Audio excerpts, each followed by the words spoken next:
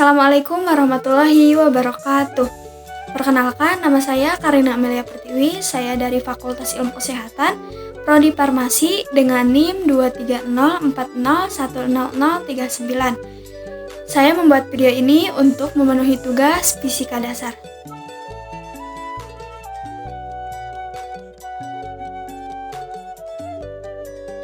Pandangan saya mengenai statement yang mendukung pemikiran tersebut yaitu banyak faktor yang menjadi generasi Z atau Gen Z pada saat ini memiliki sifat yang mudah menyerah, maunya yang instan, mudah mengeluh, dan malas berproses. Faktor tersebut diantaranya yaitu kemajuan teknologi semakin memudahkan manusia untuk mengakses semua informasi, mengakses semua hal dengan mudah, karena hanya dengan rebahan saja kita bisa mendapatkan semua akses tersebut, sehingga menjadi generasi yang malas belajar karena ketergantungan teknologi. Salah satu contohnya yaitu pada zaman sekarang banyak sekali aplikasi yang membantu untuk mendapatkan jawaban-jawaban soal tanpa harus mengeluarkan banyak tenaga. Tinggal meng-scan atau mengetik soal-soal tersebut di layar handphone, kita bisa mendapatkan semua jawabannya dengan mudah. Pada saat itu juga, sudah jelas bukan? Hal tersebut membuat para pelajar membuat pola pikirnya berubah yang seharusnya. Dengan belajar, kita bisa memecahkan masalah, menjadi dengan tidak belajar pun, kita bisa memecahkan masalah dengan mudah. Selain itu, banyak faktor lainnya yang menjadi Gen Z pada saat ini generasi yang malas belajar. Salah satunya yaitu distraksi sosial media, karena semakin banyak yang disuguhkan di sosial media pada zaman sekarang. Banyak hal-hal yang memberikan kesenangan sesaat, tetapi hal-hal yang untuk pengembangan diri lebih sedikit. Hal tersebut membuat Gen Z pada saat ini memilih hal-hal yang untuk kesenangan saja, kebahagiaan saja, tanpa memikirkan jangka panjang untuk pengembangan dirinya, membuat kita Gen Z susah keluar dari zona nyaman. Tidak dapat dipungkiri, kemajuan teknologi pada zaman sekarang sangat-sangat membantu dalam proses pembelajaran. Kita bisa mengetahui dunia luar hanya dengan melihat layar handphone. Jika pada zaman dulu membaca buku kita harus pergi dulu ke perpustakaan, tetapi pada zaman sekarang kita bisa mengaksesnya di dalam internet. Juga pada zaman dulu, jika kita ingin mendaftar kuliah di suatu universitas, kita harus melalui kantor pos untuk mengirimkan persyaratannya karena jarak yang jauh antara rumah dengan lembaga pendidikan dan juga teknologi yang kurang memadai. Tetapi pada zaman sekarang kita tidak perlu jauh-jauh, hanya perlu mengirimkan bukti fisiknya lewat internet, kita sudah bisa mendaftar di universitas yang kita inginkan. Dan masih banyak lagi hal-hal yang teknologi sangat berpengaruh di kehidupan kita. Dan masih banyak lagi, semua itu kembali lagi kepada diri kita masing-masing, bagaimana menggunakan sosial media dengan baik dan benar agar mendapatkan sebuah perubahan yang baik juga. Bukan malah menjadi malapetaka buat diri kita semua. Ketika kita berkuliah, kita tidak hanya mendapatkan ijazah, tetapi kuliah adalah proses untuk mendapatkan wawasan dan pengetahuan yang lebih banyak, mengasah kemampuan kita dalam memecahkan masalah kelompok maupun individu. Karena ketika kuliah, kita dituntut untuk belajar sendiri untuk mencari jalan keluarnya sendiri. Berbeda pada saat kita masih duduk di sekolah menengah atas. Selain itu, kita belajar untuk mengatur waktu dengan baik, memperkuat kemampuan komunikasi. Karena pada saat kuliah, kita pasti ketemu dengan orang yang baru, yang berbeda daerah. karakter yang berbeda-beda, cara berpikir yang berbeda, sehingga bisa melatih kemampuan kita untuk bersosialisasi dengan baik. Juga pada saat kuliah, jaringan sosial kita, relasi kita makin luas, makin bertambah, sehingga mempermudah komunikasi kita dengan orang lain untuk mendapatkan pekerjaan. Menjadi peluang kerjanya semakin banyak. Cara berpikir orang yang berkuliah terletak pada pola pikir yang lebih kritis dan teoritis.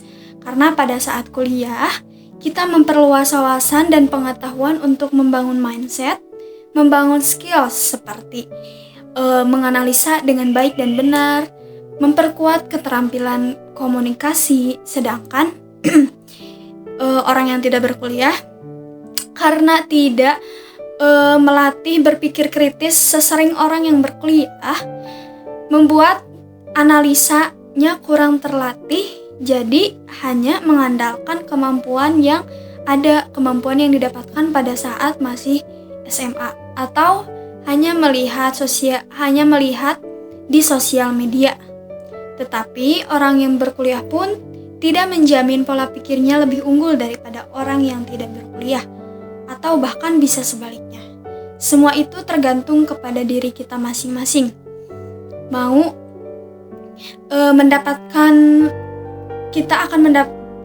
Apakah kita mau mendapatkan lebih, atau kita hanya mengandalkan yang ada saja.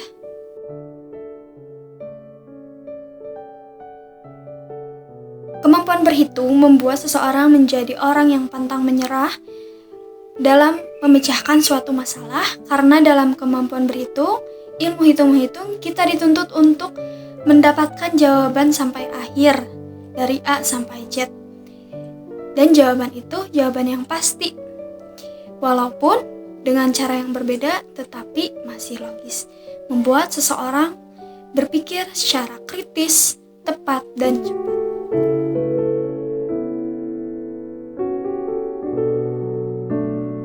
Yang selanjutnya, apa itu integritas? Menurut KBBI, integritas adalah mutu, sifat, atau keadaan yang menunjukkan kesatuan yang utuh sehingga memiliki potensi dan kemampuan yang memancarkan kewibawaan dan kejujuran.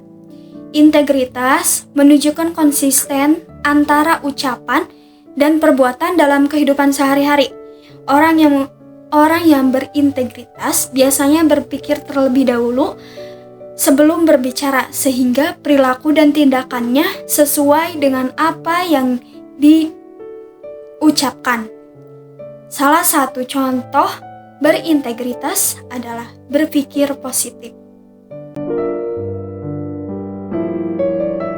Di antaranya yaitu selalu datang terlambat pada saat masuk kelas, tidak mengerjakan tugas kuliah, mencontek pada saat ujian, membohongi orang tua tentang uang kuliah yang dilebih-lebihkan agar bisa membeli hal-hal yang tidak perlu, dan masih banyak lagi. Ya, saya mahasiswa yang berintegritas karena saya selalu mematuhi aturan-aturan kampus yang ada, selalu datang tepat waktu pada saat ada mata kuliah, saya tidak mencontek pada saat ujian, dan juga saya selalu mengerjakan tugas-tugas kuliah yang diberikan oleh dosen-dosen saya.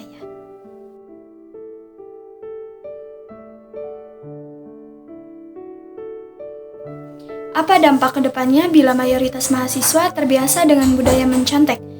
Dampak kedepannya sangat berbahaya untuk jangka panjang, karena dengan mencontek, seseorang jadi terbiasa mendapatkan hal-hal yang instan tanpa ada perjuangan apapun, menjadi malas belajar, dan menjadi tidak punya pegangan sendiri. Karena dalam pikirannya, gak apa-apa tidak belajar, nanti juga mendapat contekan.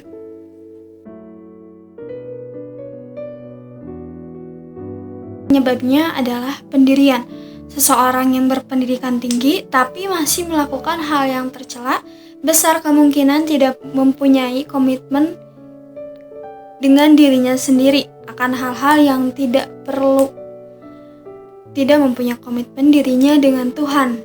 Jadi seorang bisa saja melakukan hal-hal yang tercela walaupun dia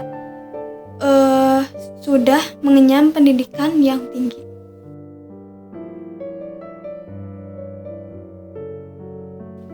Belajar adalah hal yang sangat melelahkan, tetapi ketika kita tidak belajar, maka kita akan lebih lelah dengan kebodohan kita sendiri. Jangan pernah berpikir ketika nanti lulus kuliah kita berhenti belajar. Justru kita akan mempelajari hal baru yang belum pernah kita alami ketika di dalam masa perkuliahan. Karena belajar tidak ada batas waktu. Selama kita masih hidup, maka teruslah belajar. Belajar apapun agar bisa hidup dengan baik sesuai dengan porosnya. Sekian yang dapat saya sampaikan. Saya Karina Amelia Pertiwi. Mohon maaf atas kesalahan dan kekurangannya. Wabillahi taufiq wal hidayah. Wassalamualaikum warahmatullahi wabarakatuh.